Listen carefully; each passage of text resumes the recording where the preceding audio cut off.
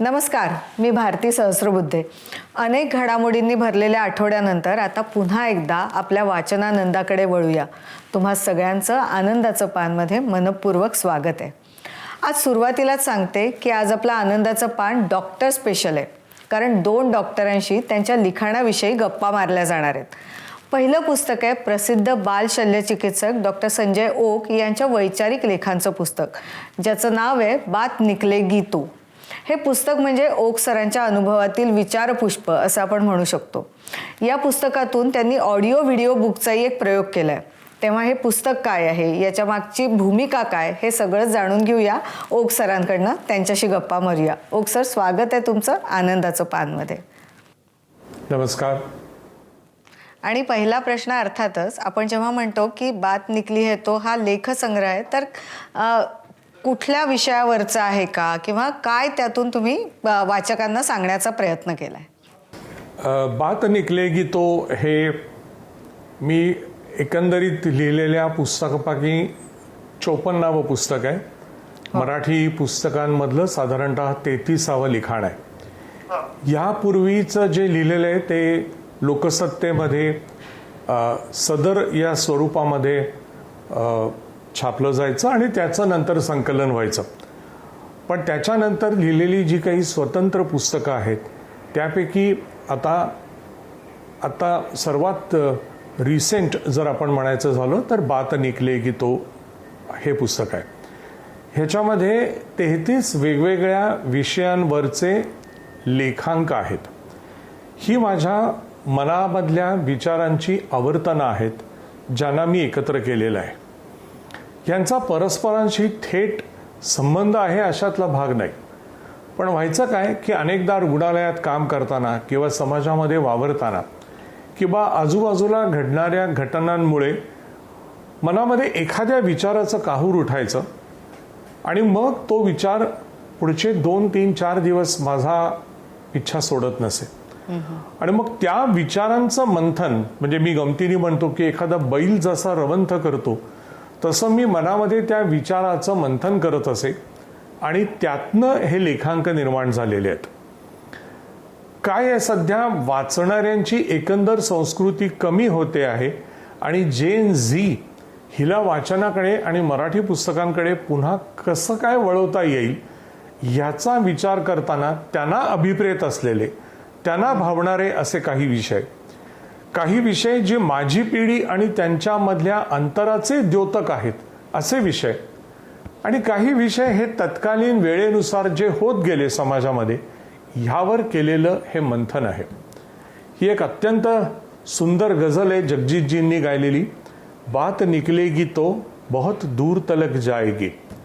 विचार छोटासा असतो पण त्याच्यावरती केलेलं मंथन हे मात्र खूप दूरवर जातं.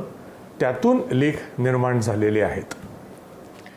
सर, या पुस्तकाच्या निमित्ताने तुम्ही एक नवा प्रयोग सुद्धा केलाय, तो म्हणजे ऑडिओ बुक फॉर्मॅटचा. म्हणजे तेच लेख जे तुम्ही या पुस्तकामध्ये आहेत त्याचा ऑडिओ म्हणा किंवा व्हिडिओ फॉर्मॅटमध्ये, त्याही प्रयोगाबद्दल जाणून घ्यायला आवडेल तुमच्याकडनं आम्हाला. मला असं जाणवत होतं की मराठी पुस्तक कितीही उत्कृष्ट तुम्ही त्याची छपाई करा, मुद्रण करा, बांधणी उत्तम करा, परंतु ते विकत घेऊन संग्रह करण्याची आणि वाचण्याची प्रवृत्ती हळूहळू कमी होते आहे. पुस्तक ऐकण्याकडे भर आहे.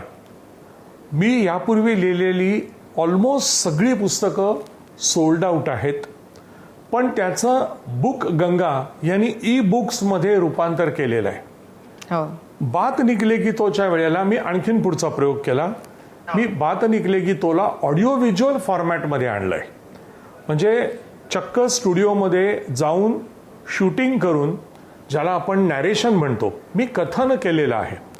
आणि याचे 10 एपिसोड्स आहेत. एखादी वेब सिरीज कशी असावी, एखादी मालिका कशी असावी, याचे हे 10 एपिसोड्स आहेत. आणि हे फ्री आहेत, हे मुक्त आहेत. या पुस्तकाला सुद्धा आम्ही मूल्य ठेवलेलं नाही, कारण ह्याचा जो उद्देश आहे, हा उद्देश आम्ही जे गरीब मुलांच्या शस्त्रक्रियांचं एक काम करतो आहोत त्याच्यासाठी देणगी रूपानं धनसंचय करणे, हा याच्या मागचा उद्देश आहे. सो हे जे 10 एपिसोड्स आहेत हे तुम्हाला कोणालाही यूट्यूबमध्ये संजय ओक या यूट्यूब चॅनलवरती बघता येतील किंवा माझी जी वेबसाईट आहे www.sanjayok.com त्याहीमध्ये हे सगळ्यांना मोफत उपलब्ध आहेत. सर, खरं तर सुरुवातीलाच तुमच्या लोकसत्तेमधल्या लेखमालांचा उल्लेख झाला, ज्याची नंतर पुस्तकही झाली. ते प्रचंड गाजले होते, कारण त्यात वेगवेगळे अनुभव तुम्हाला आलेले, मग ते KEM मधले अनुभव असतील किंवा तुमच्या वैद्यकीय करिअरमधले अनुभव होते. आपण जेव्हा या पुस्तकाविषयी बोलतो तेव्हा हे अनुभव आहेत की तुम्हाला प्रकर्षाने समाजातल्या वेगवेगळ्या घटकांना म्हणा किंवा वेगवेगळ्या वयोगटातल्या लोकांना जे सांगावं असं वाटतं ते आहे? थोडा त्यावर प्रकाश टाकला तर आणखीन छान होईल. नाही, याच्या प्रत्येकाच्या मुळाशी अनुभव आहे. मग तो अनुभव कधी कधी अगदी छोटा असेल. मी आणि माझी नातवंड वय वर्ष 3 आणि 7 ह्यांच्यामधली इंटरॅक्शन असेल किंवा मी आणि माझे विद्यार्थी सायन रुग्णालयामधले ह्यांच्यामध्ये झालेली इंटरॅक्शन असेल, मी आणि माझे रुग्ण किंवा मी महाराष्ट्राच्या वेगवेगळ्या शहरांमध्ये शहापूर, बारामती, शिरपूर अशा अनेक ठिकाणी अगदी आदिवासी पाड्यापर्यंत जे काम करतोय तिथे येणारे अनुभव असतील. हे सगळे अनुभव कुठेतरी प्रत्येक लेखांकाच्या मुळाशी आहेत आणि त्याच्यातून केलेलं विचारांचं मंथन हे एका लेखांकाला जन्म देतं झालं आहे. सर, तुम्ही आता जे म्हणाले की अनुभव आहेत, तसे मी उल्लेखही केला की तुम्ही जेव्हा लोकसत्तेत लेख लिहायचे तेव्हा तुमचे अनुभव वाचायला खूप वेगळे वाटायचे, एक नवा अनुभव देऊन जायचे. तुम्ही आता अनेक पुस्तकं लिहिली आहेत त्याचाही उल्लेख केला, पण या पुस्तकाबरोबरच आणखीन वैद्यकीय क्षेत्रात म्हणजे मला खरा उल्लेख करायचा आहे तो कोविड काळाचा, कोरोना काळाचा, ज्यामध्ये तुम्ही टास्क फोर्सचाही भाग होते आणि खूप मोठं काम तुमच्या हातून घडलंय. तर त्याचा कुठेतरी आमच्यासारख्या वाचकांपर्यंत तो अनुभव पोहोचवण्याच्या दृष्टीने काही वाटतंय का तुम्हाला किंवा काही झालंय का तुमच्या हातून लिहून? नाही, भारती, मोकळा श्वास हे जे पुस्तक आहे हे 2022-23 कोरोना संपला आणि त्याच्यानंतर मी लिहिलेलं आहे. खरं तर कोरोना जेव्हा चालू होता ना तेव्हाच मी त्याच्यावरती पुस्तक लिहायला प्रारंभ केला होता. त्याचं शीर्षकही ठरलं होतं आणि ड्रॅगन जागा झाला. परंतु 23 लेखांक लिहिल्यावरती मी थांबलो, कारण मला असं वाटलं की क्षणाक्षणाला कोविड व्हायरस, येणारी उपचार पद्धती ही बदलते आहे आणि the last word about corona has not yet been said, आणि म्हणून मी ते लिखाण थांबवलं.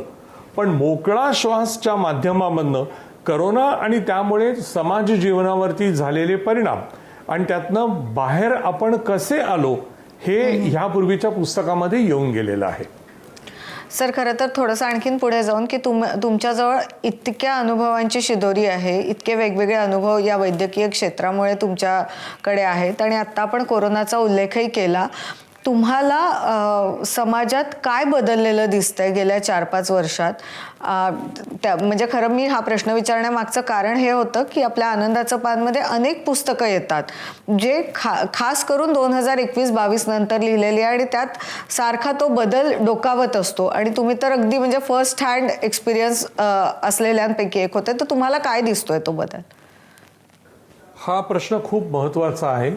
केवळ लेखन आणि साहित्याच्या दृष्टिकोनातनं नाही, तर आरोग्य आणि त्यावरती आपण करत असलेल्या उपाययोजना ह्यांचा परामर्श जर घेतला तर गेल्या 5 वर्षभरामध्ये टेक्नॉलॉजी, त्यातही आर्टिफिशियल इंटेलिजन्स, रोबॉटिक्स, नवीन मॉलिक्युल्स आणि ड्रग्ज आणि अर्थातच समाज जीवनावरती याचा होणारा परिणाम म्हणजे वाढणारं वैद्यकीय सेवेचं मूल्य, अपुरा असलेला आरोग्य विमा, इन्शुरन्स, त्याचं हॉरिझॉन्टल आणि व्हर्टिकल दोन्ही पेनिट्रेशन. हॉरिझॉन्टल पेनिट्रेशन म्हणजे काय? माझा विमा आहे पण तो पुरेसा नाही आहे, तो 2-3 लाखाचा आहे आणि येणारा खर्च हा मात्र 10 ते 15 लाखाच्या पुढचा आहे. व्हर्टिकल म्हणजे काय?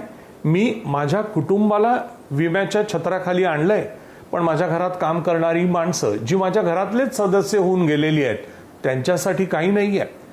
हे जे सगळे विषय आहेत हे गेल्या 5-1 वर्षभरामध्ये प्रकर्षानं पुढे आलेले आहेत.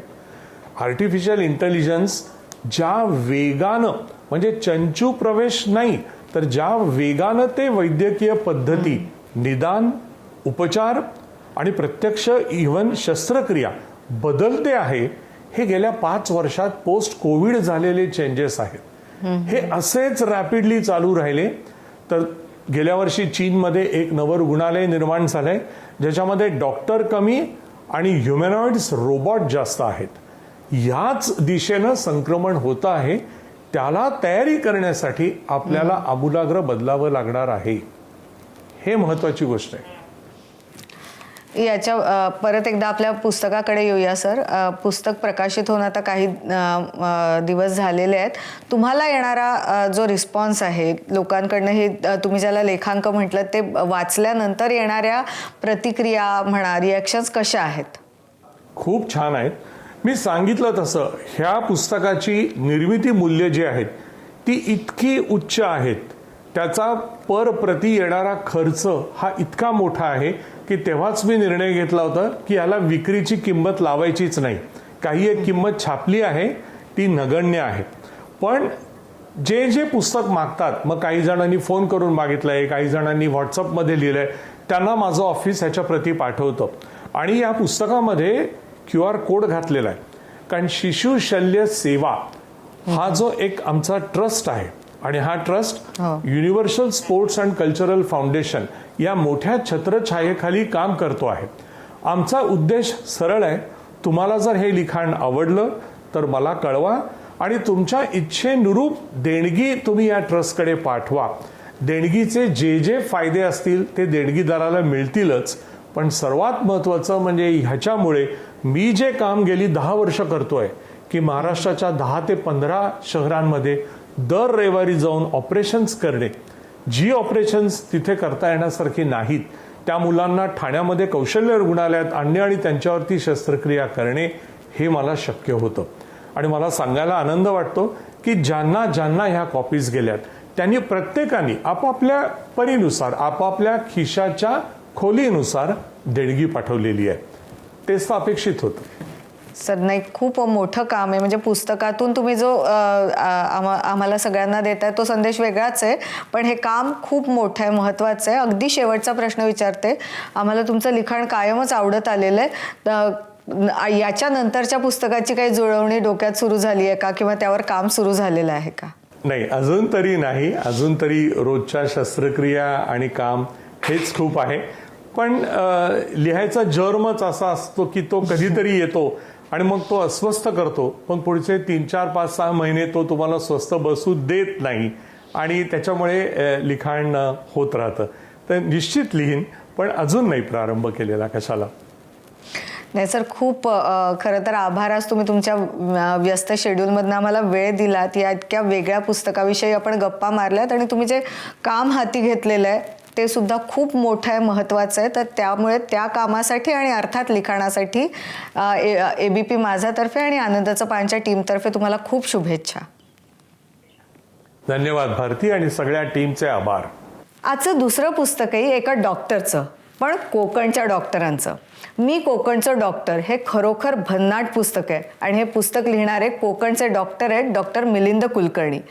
कोकणात उपचारासाठी येणाऱ्या कोकणातल्या इरसाल आणि तितक्याच रोखठोक लोकांची व्यक्तिचित्र म्हणजे हे पुस्तक. तेव्हा त्यांच्याशी त्या व्यक्तिरेखांबद्दल आणि पुस्तकांविषयी गप्पा मारूया. सर, स्वागत आहे तुमचं आनंदाचं पानमध्ये. सगळ्यात पहिला प्रश्न की हाच आहे तुमच्यासाठी की मी कोकणचं डॉक्टर हे पुस्तक कसं, याची कल्पना कशी सुचली, कसं साकारलं गेलं आणि हे इतक्या वेगवेगळ्या प्रकारच्या व्यक्तिरेखा म्हणजे तुम्ही लिहून ठेवत होतात की काय, कशा पद्धतीने पुस्तक तयार झालं? 30 वर्षापूर्वी मी जेव्हा कोकणात आलो आणि त्यानंतर इथल्या माणसाचं वेगळेपण, चांगुलपण आणि एक पेशंट म्हणून डॉक्टरवर असणारी श्रद्धा, या 3-4 गोष्टी लक्षात आल्यानंतर असं वाटलं की ते आपण एकदा केव्हा तरी शब्दबद्ध केलं पाहिजे. कारण हा चांगुलपणा लोकांसमोर आला पाहिजे. आज जेव्हा डॉक्टर आणि पेशंटचं रिलेशनशिप एवढं बिघडतंय, अशा काळामध्ये आमच्या कोकणी माणसाचं वेगळेपण, त्याचा चांगुलपणा, त्याचा डॉक्टरवरचा विश्वास, हे सगळं जर अधोरेखित झालं असतं तर ते खूप बरं वाटलं असतं मला. आणि म्हणून मग ते असं ठरलं की एकदा शब्दबद्ध करूया. आणि मग आम्ही असं केलं की एक लेख वेगवेगळ्या विषयांवरती लिहित गेलो आणि मग ते लिहून ठेवलं एकत्रित सगळं एकदा. आणि मग नंतर मग ते पुस्तक रूपानं मग ते महाअनुभवमध्ये छापून आलं, लोकप्रभामध्ये छापून आलं. आणि मग त्यानंतर मग असं झालं की त्याचं एकदा पुस्तक करायचं असं ठरलं. आणि मग आमचे समकालीनचे सुहास कुलकर्णी आणि गौरी कानेटकर त्यांनी मग असा आग्रह धरला की ते आपण करूया. आणि मग ते झालं पुस्तक. पण ते असं एक एक विषय घेऊन आम्ही लिहित गेलेलो आहे, एक पुस्तक एका एका एका विषयावरती. नाही, खरंच तुम्ही ना म्हणजे तुमचं हे पुस्तक वाचल्यावर लक्षात येतं की तुम्ही ते व्यक्तिचित्र आमच्या डोळ्यासमोर उभी करता. तर या 30 वर्षांमध्ये ही जी वेगळ्या पद्धतीची माणसं जी तुम्हाला आधीच्या आयुष्यात कदाचित भेटली नव्हती, ती उभी करताना म्हणजे तो लिखाण सुरू करताना ते तसं उभं करण्याचा प्रयत्न केला की ते लिखाणाच्या ओघात होत गेलं. मी एक खरं सांगू का तुम्हाला काय झालं, म्हणजे जसं घडत गेलं तसं ते साधे भाषेत खरं म्हणजे ते सगळं लिहिलं गेलंय. आणि मला असं वाटतं की ते साधेपणा तो जो आहे तो मला असं वाटतं की मला एक डॉक्टर म्हणून आणि माणूस म्हणून मी किती छोटा आहे याची मला इतकी जाणीव आहे की आपल्याला किती नॉलेज आहे याची मला कल्पना आहे, आपली डिग्री काय आहे याची मला कल्पना आहे, एक माणूस म्हणून मी किती साधा आहे ते पण मला माहिती आहे, आणि एक डॉक्टर म्हणून मी किती छोटा आहे ते पण मला कल्पना आहे. पण मला असं वाटतं की या सगळ्यामध्ये लिहिताना मला असं वाटतं की त्याच्यातलं साधेपण हेच कदाचित त्याचं म्हणजे कदाचित बलस्थान असेल. कारण की त्या साधेपणाने मला मांडावंसं वाटलं, त्याच्यामध्ये कुठला फार मोठा अलंकारिक काही, कारण आधी मी काही लिहिलेलं नव्हतं, पहिलंच लिखाण आहे ते. आणि त्यामुळे मला असं वाटतं की ते साधेपणाने लिहावं असं लिहित गेल्यामुळे मला असं वाटतं की त्याचं वेगळेपण कदाचित त्याचं साधेपण हेच असेल असं मला वाटतंय. म्हणजे कारण की मलाच आश्चर्य वाटतं की जेव्हा काही आता हे पुस्तक प्रसिद्ध झालं, फोन येतात, वाचकांचे फोन येतात, कुणी चांगली माणसं फोन करतात, त्यावेळी मी थक्क होतो की अरे मी तर इतकं ते काय असं म्हणजे अगदीच साधेपणानं सहज मांडायचं म्हणून मांडलंय, त्याला इतकं काही नाही, ते मला कधीच असं वाटलं नाही त्याला काही साहित्यिक मूल्य असेल असं. पण ते जेव्हा लिहिलं गेलं त्यावेळी मला असं वाटतं की त्यातला साधेपणा आणि त्या पेशंटचाही आणि माझाही म्हणजे माझ्या एकच मला मोठेपणा वाटतं की माझे पाय जमिनीवर आहेत. मला पूर्ण माहिती आहे की मी किती छोटा आहे ते. तेव्हा माझ्या दृष्टीनं मला असं वाटतं की माझ्यातला तो जी जाणीव आहे की साधेपणाची आणि पाय जमिनीवर असण्याची, त्याच्यामुळं आणि कोकणी माणसाचं साधेपणा, या दोन साधेपणातून जे काही जन्माला आलं ते पुस्तक आहे असं माझं मत आहे. नाही, पण ते पुस्तक जे जन्माला आलं ते खरंच उत्तम आहे. यापूर्वीही कोकणच्या माणसांची व्यक्तिचित्रणं खूप मोठमोठ्या लेखकांकडनं साकारली गेली आहेत. मात्र यातूनही एक वेगळा कोकणी माणूस आम्हाला दिसला. आणि म्हणूनच माझा पुढचा आणि शेवटचा प्रश्न आहे सर, की आता याच्या पुढे काही डोक्यात आहे का लिखाण? कारण या छोटेखानी पुस्तकातनं बऱ्यापैकी आम्हाला तुमचं काम, कोकणातल्या डॉक्टरांना काय चॅलेंजेस फेस करावे लागतात आणि कोकणी माणूस या सगळ्याचं दर्शन झालंय. पण आता पुढे काय, काही तयारी केली आहे का? काही तयारी सुरू आहे का पुढच्या पुस्तकाची? याचं उत्तर खूप इंटरेस्टिंग आहे. त्याचं कारण असं आहे की एक 20 वर्षापूर्वी येणारा माणूस किंवा बाई मला भाऊ न म्हणायची, आणि आता येणारा जो तरुण पिढी आहे ती मला सर म्हणते किंवा डॉक्टर काका म्हणते किंवा काय म्हणते. मला असं वाटतं की भाऊ न म्हणणारी पिढी ही जास्त मी कनेक्ट झालेलो होतो. आता या सर म्हणून हाक मारणाऱ्या पिढीशी सुद्धा किंवा डॉक्टर म्हणून हाक मारणाऱ्या, डॉक्टर सर म्हणून हाक मारणाऱ्या पेशंटशी सुद्धा नातं तेच आहे. म्हणजे आमचा माणूस काही फार बदलला नाहीये. थोडासा भाषेतला फरक झालाय, थोडा आर्थिक स्थितीमध्ये फरक झालाय, पण याही नवीन पिढीचं चित्रण नक्की मला करावंसं वाटेल. आणि म्हणून मला असं वाटतं की पुढे जे काही मला लिहावंसं वाटतं किंवा जे लिहिलं जाईल त्यातून एक साध्य व्हावं की डॉक्टर पेशंटचं नातं जे आहे ना, ते निखळ नातं त्यातून जर प्रस्थापित झालं किंवा त्याला जर माणसातल्या चांगुलपणाला आवाहन आपण केलं की जो कोकणी माणसाचं चांगुलपण आहे ते सगळीकडे जर पसरलं आणि ते डॉक्टर पेशंट नातं जर प्रस्थापित झालं पुन्हा, तर त्या लिखाणाला अर्थ राहील. तेव्हा माझ्या जुन्या पुस्तकांनी किंवा नवीन लिखाणाने साध्य एवढंच व्हावं की आमच्यातल्या पेशंट आणि डॉक्टर मधलं नातं पुन्हा एकदा फार छान आणि निर्मळ आणि आनंदाचं नातं निर्माण व्हावं अशी माझी इच्छा आहे. नाही, खूप खूप छान. खरं तर आम्हालाही नवा कोकणी माणूस तुमच्या शब्दातनं जाणून घ्यायला, नव्याने ऐकायला खूप आवडेल. त्यामुळे तुमच्या नव्या लिखाणासाठी शुभेच्छा. आणि सर, पुस्तक खूप छान झालेलं आहे आणि अर्थात आपण आनंदाचं पानच्या माध्यमातूनही प्रयत्न करतो ते जास्तीत जास्त लोकांपर्यंत पोहोचवण्याचा. तुम्हाला खूप खूप शुभेच्छा आणि आज आनंदाचं पानला वेळ दिलात त्यासाठी आभार. मॅडम, खूप धन्यवाद. आणि मला खरंच ही संधी दिलीत तुम्ही, त्याबद्दल खूप आभार. कारण मला माझी उंची पूर्ण माहिती आहे, पण तुम्ही खूप संधी दिलीत. Thank you very much. तुमच्या वाहिनीचे खूप खूप आभार. धन्यवाद. आता वेळ झाली आहे आजची लक्षवेधी पुस्तकं कोणती ते जाणून घेण्याची. आजचं पहिलं पुस्तक आहे प्रीती छत्रे यांनी लिहिलेलं झपाटलेली पावलं हे पुस्तक. हे पुस्तक समकालीन प्रकाशनाचं आहे आणि हे पुस्तक अशा आधुनिक फिरस्त्यांच्या गोष्टी सांगतं ज्यांनी आपलं सुखासीन आयुष्य सोडून नवीन ठिकाणं, नवा इतिहास आणि कल्पनांच्या शोधात भटकंती केली. आजचं दुसरं पुस्तक उन्मेष प्रकाशनाचं, ज्याचं नाव आहे कार्यकर्ता. लोकसाधनेचं उत्तुंग स्वप्न साकार करणाऱ्या डॉक्टर राजा दांडेकर यांची ही आत्मकथा, ज्यांचं शब्दांकन केलंय सुमेध वडावाला यांनी. महाभारतातल्या व्यक्तिरेखा कायमच लेखकांना आणि वाचकांना खुणावत आल्यात. आता एक नवीन पुस्तक प्रकाशित झालंय, एक होती हिडिंबा. स्मिता दातार यांचं ग्रंथाली प्रकाशनानं हे पुस्तक प्रकाशित केलंय. आजच्या दिवसाचे शेवटचं पुस्तक आहे रोहन प्रकाशनाचं. ही एक अनुवादित कादंबरी आहे, स्पाय स्टोरीज. ज्यांना रहस्य उलगडतानाचा थरार आवडतो त्यांच्यासाठीचं हे पुस्तक आहे. या पुस्तकाचा मराठी अनुवाद केलाय विजय तरवडे यांनी. तर ही होती आजची लक्षवेधी पुस्तकं. आजचा आपला आनंदाचा पानचा भाग तुम्हाला कसा वाटला हे आम्हाला जरूर कळवा. तुम्हाला आवडणाऱ्या पुस्तकांचाही आम्ही नक्की समावेश करू, तेव्हा त्याबद्दलही आम्हाला कळवा. पुन्हा पुढच्या आठवड्यात भेटूच. तोवर वाचत राहा. धन्यवाद.